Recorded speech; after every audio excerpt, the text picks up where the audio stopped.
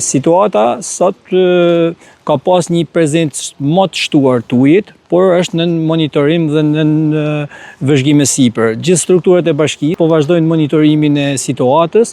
Është një kërkesë e drejtuar emergjencave civile dhe rezervave të shtetit për të ardhur në ndihmë të banorëve, të cilët kanë këtë prezencë, sikur thash, të ujit dhe me depozitimin e tyre po fillon edhe shpërndarja pranë banorëve. Komplet aparati shtetëror i emergjencave është nga dishmëri të plot për përballimin e kësaj situate. Si shikohet, janë forcat e armatosura, emergjencat civile, por edhe rezervat e shtetit, cilat kanë sjell një ngarkesë me pak ndihmë shoqërore për familjet nevojë. Aktualisht jemi në njësinë administrative ana e Malit, zona e Obotit, e cila ka pasur edhe pjesën më të madhe të sipërfaqes të mbytur me ujë.